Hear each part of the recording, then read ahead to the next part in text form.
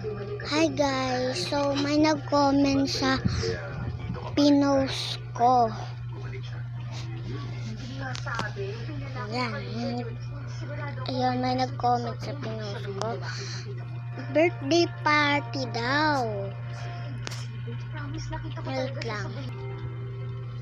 Ayun guys, nag-comment. Tapos, birthday party daw. Pagkain ba yun?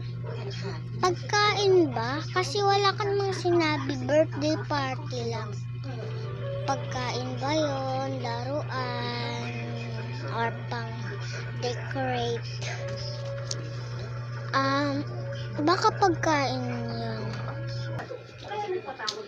Lang. So guys, parang feeling ko, ano na lang to guys, gift na lang to, may libreng sticker and previous photo card. Yan, lagyan na natin. Ayan, libreng sticker.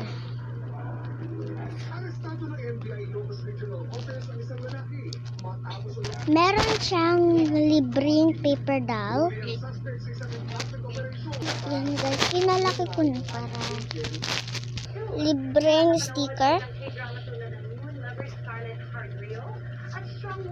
Previous pala to yung sticker. Ang pangit naman ito. Sino ba to? So, di na lang natin bibigyan ng photocard. Ang pangit ng mga photocard. Ayan na lang yung photocard. Yung isa. Yan. At saka bibigyan natin siya ng biscuit. Previous na pagkain.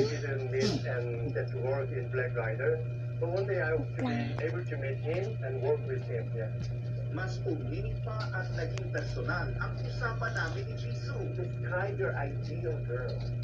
Oh, my ideal girl. Then I would say,